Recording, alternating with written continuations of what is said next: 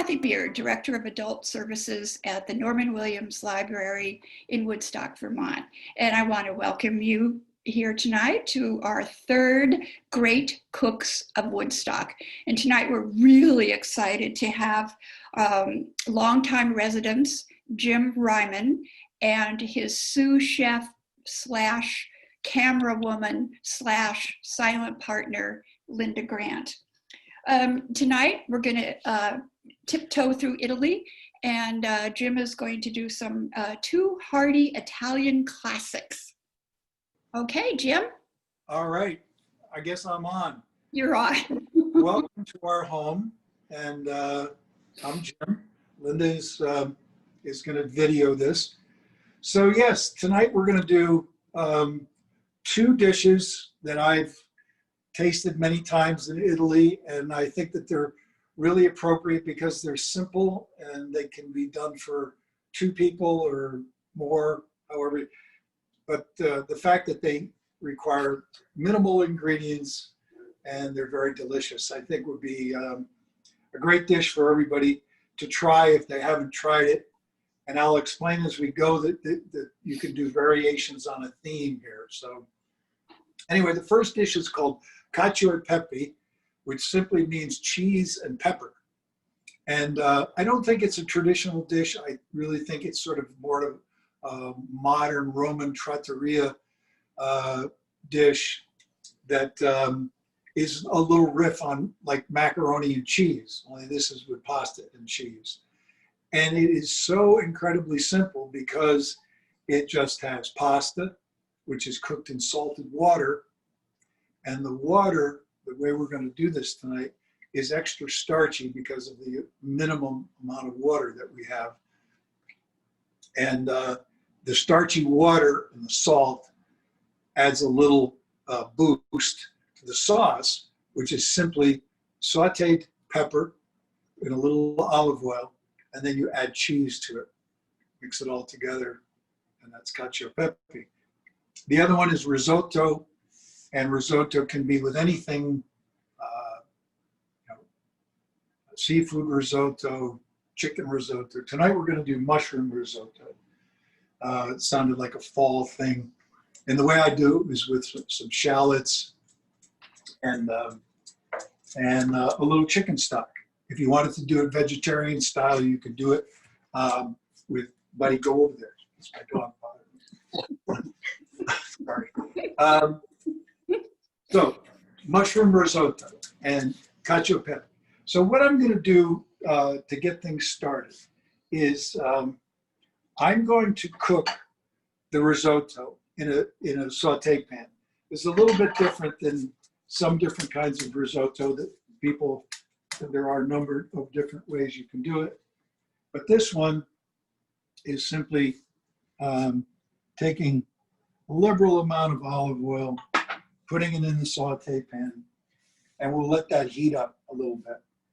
While I'm doing that, so we're going to do two things at one time. If this all works out, I'll be amazed. Again, you know, this is pasta for two. It's maybe a little less than a half a pound of pasta. And I'm just going to take this and put enough water on it to cover the pasta. And we'll turn that on the heat just like it is. And I'm going to add to that salt. And this really, for the cacio e pepe, is really important because what we want to make sure of is that this amount of salt in the water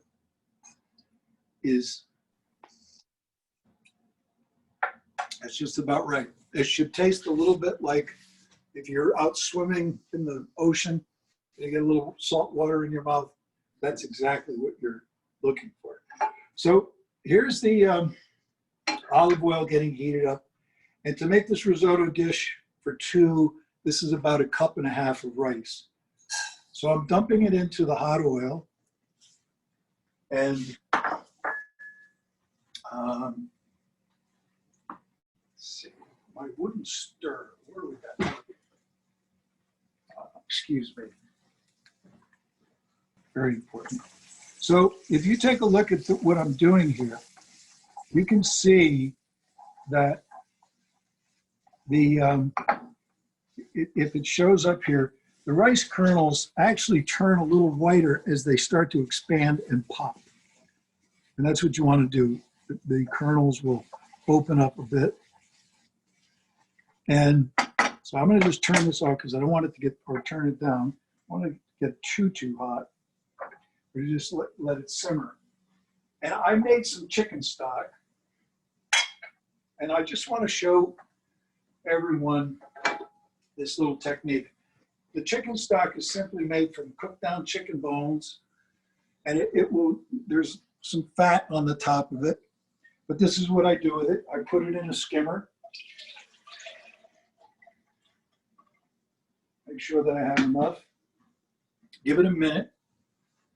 So when you're making chicken stock, it's just straining off the whole chicken and whatever vegetables might be in there. But with the skimmer, you're going to get everything but the fat on top by just pouring off that first little bit. And now I'm going to add this to the hot pan. And that was probably about a half a cup chicken stock. And now we start stirring. And as you know, rice absorbs moisture, so it will start. We'll start cooking. We'll let that cook. And over here, I'm going to turn on the pasta for the cacio pepe. So again, this is just, it's salty water and enough pasta in a shallow pan. Everybody cooks pasta in a big boiling pot, which is fine. However, I think one of the terrible things when you're making pasta is to rinse it. I think when you rinse pasta, it rinses away a lot of the flavor of the pasta. And if it's good pasta like this, you want the flavor of the pasta. Hey, So, Jim? yes. So I always thought, like with a risotto, that you had to sit there or stand there and stir it for 20 You do. minutes. Oh, You do. okay. Yeah. I'm not thinking 20 minutes, but probably, towards the end of this little segment, this will be done. The cacio pepe will long be done, but we're sort of doing this incrementally. But I'm starting the risotto now, and it starts off with chicken stock, and then I cook the next amount of liquid that goes in there is white wine. So because we're doing the risotto with mushrooms, I have another pan back here where I'm going to start maybe a little bit more oil. I'm going to start some shallots and some mushrooms. And then at the very end, I'm going to put in some thyme. So the risotto is shallots, mushroom, thyme, rice. Now, here we go over to the cacio pepe. Multitasking. You're great at that. Very little olive oil here. Now we're flying on all 4 burners. You just want to heat that up a little bit. This is absolutely not necessary. A lot of people just put the black pepper in at the end of this dish. I read somewhere that if you cook the pepper in a little olive oil, you're sort of toasting it, it releases more of the pepper flavor. This dish, this cacio pepe, if you didn't really think of it as the only way of approaching this dish with this kind of pasta, you can take this and instead of doing pepper, you could put in tomatoes or zucchini or whatever. And think of your sauce over here, your pasta over here. And I'll show you how the pasta will thicken the sauce and make it really nice. Okay, so I'm going to start the shallots over here. Now keep track of when you see these things, you got to remember what's what. These are the shallots that will go in the risotto. More olive oil. As you can tell, I'm not a recipe guy. And I really, I know recipes are necessary, but I really think becoming an adequate chef requires that you that you sort of trust your own instincts about how things go together. Maybe you'll eat some bad meals in the process, but it's worth it. You really shouldn't necessarily always rely on recipes. I think sometimes your own inspiration is going to result in a better dish. Okay, so here we have the risotto. You can see it's cooking nicely.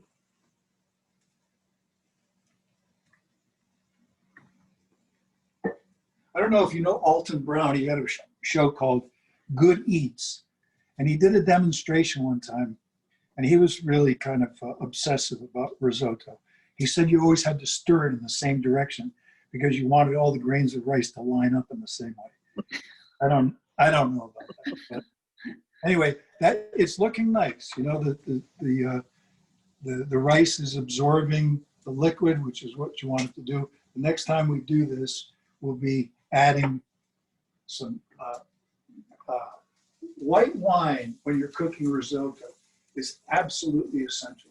It just is not going to taste like risotto unless. Okay, so our shallots are starting to get a little translucent. I don't want to burn them. I just want them, and I chop these fairly coarsely. If you don't want the crunch of the shallot in the risotto, then gotta turn this down a little bit.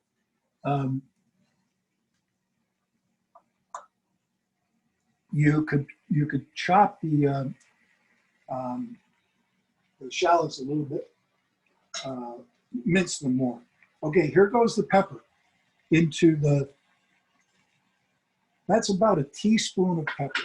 That's just an ordinary pepper. I mean, it's coarsely ground black pepper. Yeah. Okay. And so you just take this,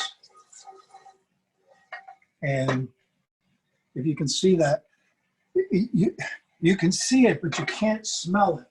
And the smell is the thing that tells you that the pepper is doing what you want it to do, because as my wife and video photographer can tell you right now, it smells like pepper. And that's what you want. So at this point, I'm going to turn this off because it's the right amount of oil, and I don't want it to turn black. That makes an unattractive dish. The flavor is the same, but so that's it. It's just that much pepper. Okay, this is looking good. This is looking so good. I'm going to add the mushrooms.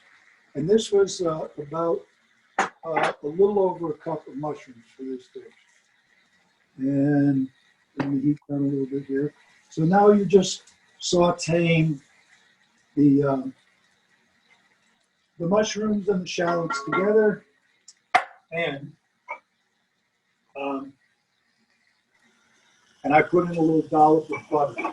I'd be happy to write this recipe out if anybody's absolutely dying. Yeah, we would love to see that. this done.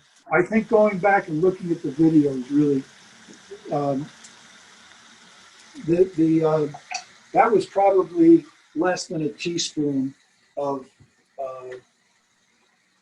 butter. So you see that the risotto is looking like it needs more liquid. There's more liquid. Okay, so again, you know, you have to keep stirring this. And the thing that you want is for it to become really creamy. And you can sort of see that that's happening now. It's probably another good 5 8 minutes from being done, but it's cooking properly. So let's go and check the pasta. I don't want to burn these.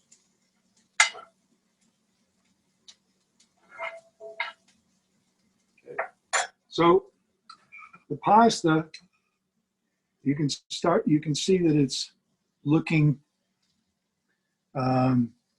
it's limp, but it's a long way from being al dente. Al dente means to the tooth, which is, slightly hard to, it's not mushy. It's got a little bite to it. So the only way you can tell whether the pasta is right when you're doing this dish is to taste it. And it's not quite ready for that yet. So the other ingredients that we're going to use is a little thyme when we mix the mushrooms and the shallots with the risotto. And then, of course, the most important ingredient in the final ingredient in the cacio pepe is grated pecorino romano cheese. And I use the microplane to do this because if the cheese is coarse, it doesn't get integrated in the sauce as well.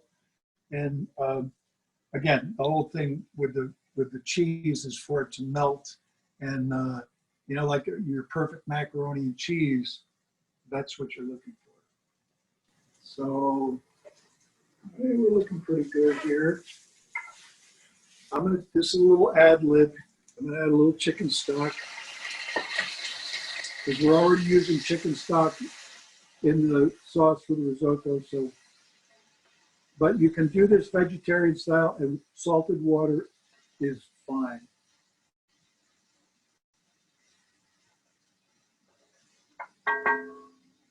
So, well, I'm gonna I can tell that that's not ready yet, but it's getting there. And risotto, looking really good. So yes, it's the kind of thing where it's not like putting it in the microwave and then all of a sudden you've got something.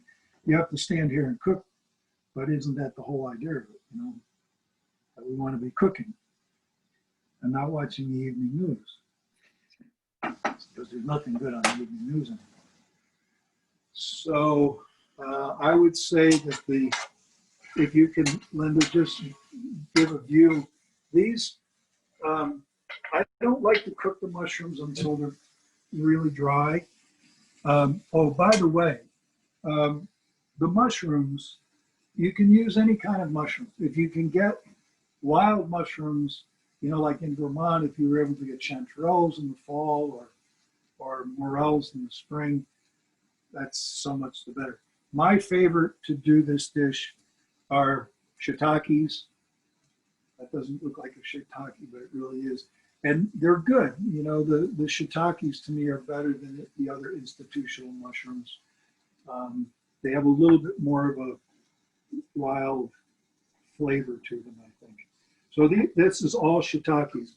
If I was able to get fresh porcinis, yeah, I would use those certainly. But I'm adding a little bit more chicken stock. Again, you wouldn't get this out of a recipe. This is all visual, and it's sort of knowing that, it's sort of common sense to me. You don't want to burn something. You don't want to let all the sauce evaporate. So if you have to add a little more butter or a little more stock, that's what you got to do. And then we run back over here to the risotto because you can see again, look, it's really getting thick. So at this point, I do what all great chefs do. Not that I'm a great chef. You are a great chef. I'm an aspiring great chef. I'm going to taste this because very good. What does it need? It needs a little more white wine. And if you cook risotto without white wine, and then you cooked it with white wine, you would say it's a transformative experience. You will know certainly that you can't do risotto without adding white wine. So this is looking good. You'll notice that I haven't put any salt in this. I saved that for the end. Okay, back to the cacio pepe. Pasta's getting there.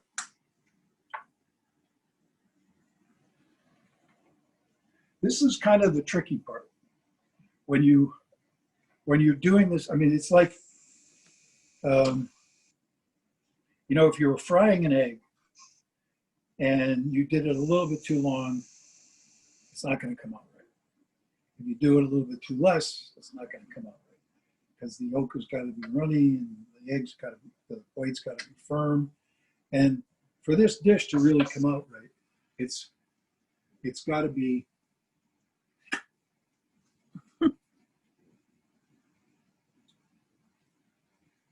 2 minutes.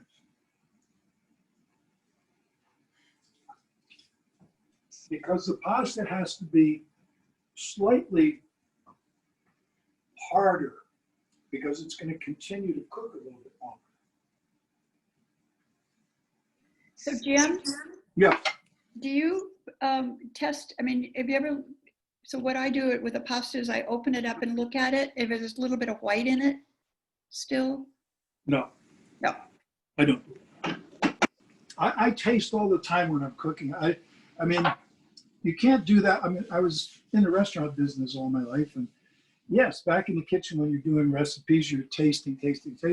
When you're putting meals out for your customers, you can't be tasting the food, obviously.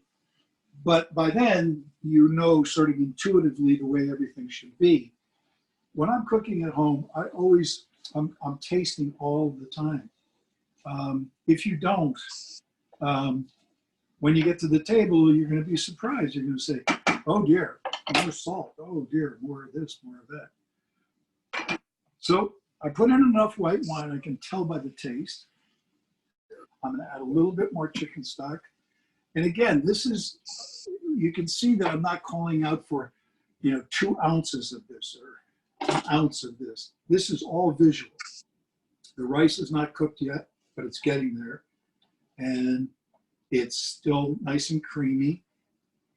But when this is cooked just to where I want it, I'm going to add the mushrooms and the shallots, stir it a bit, add a little sprinkle of salt, and that's it.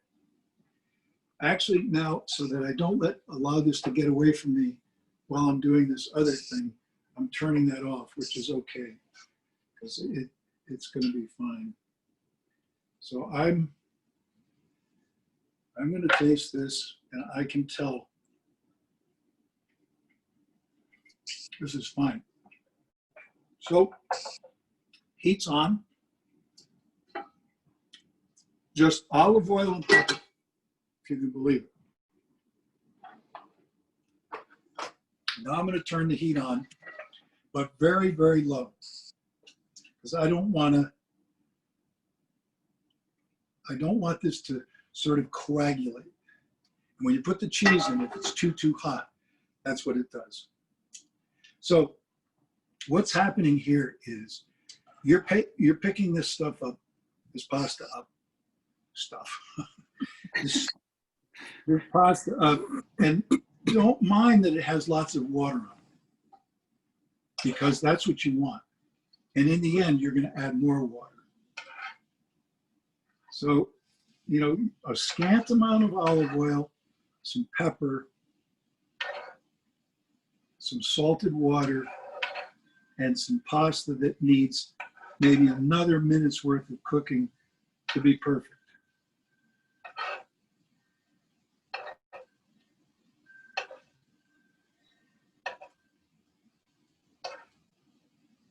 And at this point, I'm going to use my wooden stir, because these are good these are really great nonstick pans, not Teflon, but really great pans.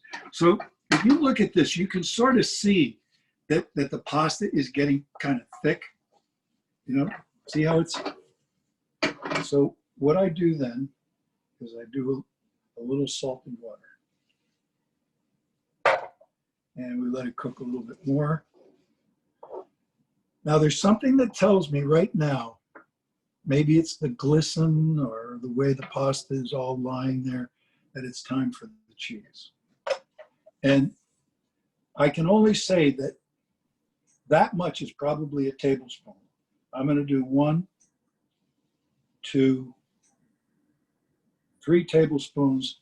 And now I just want to look and see what happens. Does it remind you of anything? Does it remind you of mac and cheese? It's not mac and cheese because it's spaghetti and cheese, but a little more water. See that? See that? It's really looking good. But I have to do this.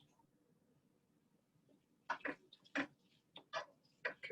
So now you have this peppery sauce, and I would say, so I'd probably put in 3 to 4 good tablespoons of, there's the cheese sauce right there. And I'm not going to cook it much more than that. But I am going to turn the heat up because I'm going to put in a little right at the end for,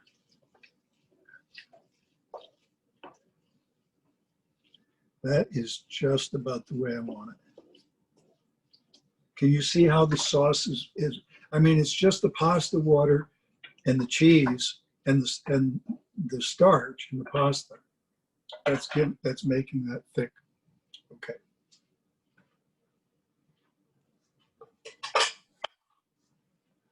This would be a huge portion for one person, but well, let's do it. We'll do it for one person. Turn the heat off.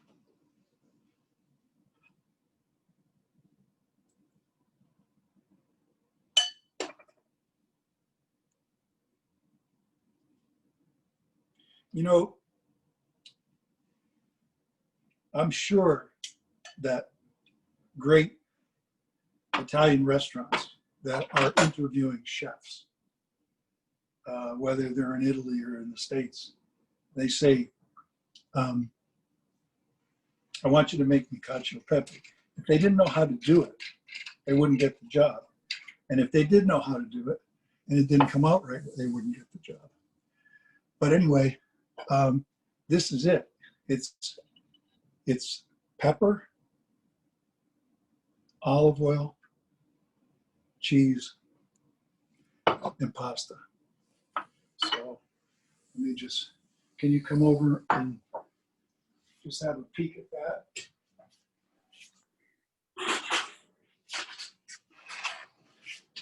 Oh, Now, yum. so, of course, you don't know if I'm telling the truth, do you? But I'm.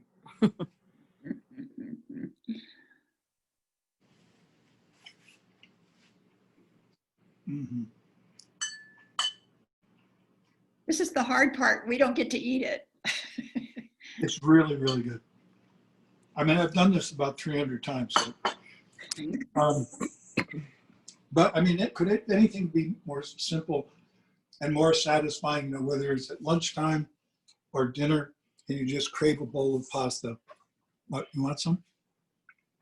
Oh, Linda doesn't like pepper. So this is, but if you wanted to do the same dish with, it's wonderful. yeah, it's pepper and cheese. But it's not too peppery. No. It's So there you have really it. good. That's cacio pepe, and that'll be our dinner tonight. We'll keep that over there, and it'll be fine. So let's look at the rice. It's dry now. It needs a little bit more something. I'll give this a stir, and then we're going to have to taste this too. But you know, it is dry, but underneath it, it's creamy. And that's what you're looking for. I mean, it's the flavor, right? And it's the texture. Because if the flavor is there and the texture is not right, it's no good. Vice versa. So this is basic risotto. And at this point, you really could put almost anything in that was, I mean, if you were doing seafood, you would want to use a seafood stock rather than chicken stock. But veggies, chicken, any number of things you could put in here now. So I'm going to just see where we're at with this. The rice is done. We're going to cook this a little bit more, excuse me, but it's basically, it's done. Because I am a bit of a white wine fanatic, I love the acidity in the sauce. I'm going to add a little bit more white wine. And then I'm going to cook it some more once I put the mushrooms and the shallots in there.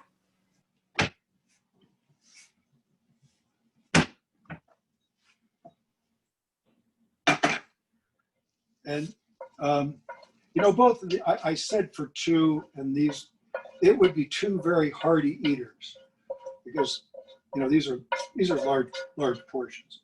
You could probably feed 4 people, well, 3 people. So these are cooked just about right. The shallots are not burnt, mushrooms are not burnt. And then I blend these together. And still, I don't know what this tastes like. The only thing it's missing is salt, but I want to taste that at the end. So it needs salt. But first, this is a little fresh thyme. It's just it's a good combo with these ingredients.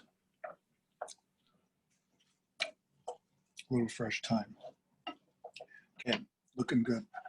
Now one more taste. This is Malden sea salt, our favorite. I give it a little spritz.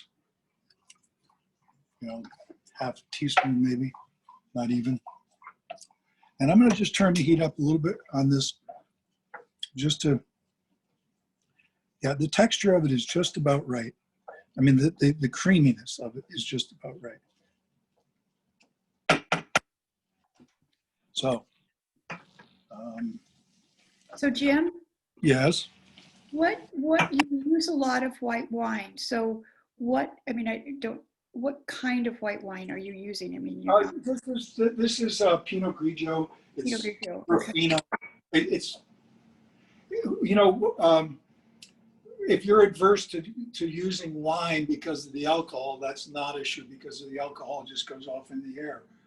And the taste of the white wine in the sauce is only vaguely, I mean, it's not like having a taste of a glass of white wine and say, wow, this is really good or this is not so good. It's something else. I think it's the acidity in the wine that really gives the risotto what you're looking for. So let's see, what do we want to do? We'll make this pretty. Well, this is how it might be served as a, you know, and these are standalone dishes. I mean, you could have a salad, but you're not going to eat anything else. This is a centerpiece, and this is what it is. So. So yum. You want to come over? I do. I'm on my way. Okay. I've had so many wonderful dinners at your house, you and Lenny's house. I've been blessed. Thank you. You're always So welcome. there it is. I mean, that's risotto. That's wonderful. Risotto con funghi. And I wouldn't do anything with it. If I had a little truffle oil, I might put it on it. But other than that, I think I would leave it. I wouldn't put cheese on it. So there you have it. Two dishes that are really kind of fun to make at home, and dazzle your friends. I have to try this. Yeah, dazzling your friends is right. So we will. This Linda does eat. Oh, okay. Mm. I- Oh, boy.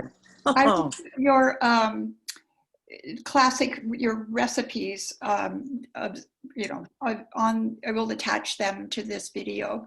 And I What I forgot. can do, Kath, is I can put up the ingredient, the list of ingredients, Okay. and then I think the rest would be just sort of getting a sense as to. Right. I mean, we did two things at one time. If you were just doing one thing, it would be quite easy. And I forgot in my introduction, Jim, to say that you have spent your lifetime cooking in restaurants. You've owned 3 or 4 restaurants, the last of which was 3 Tomatoes. Right. And so you know your stuff, and spent a lot of time in Italy too. Yeah, I mean, a lot of it is assimilation from working with other people who are passionate about food, and some who've been classically trained. So yes, I've been around people. I've never gone to culinary school. But a lot of these dishes that I want to try at home were definitely inspired by chefs in Italy. And but honestly, my favorite restaurants in Italy are not the white tablecloth fancy restaurants. They're trattorias, and I really love simple food. These are 2 dishes that you would find in trattorias. They're just simple, basic, everyday foods that the Italians eat all the time. So I hope this has been worthy of your show, and I'm happy that you invited me to do it.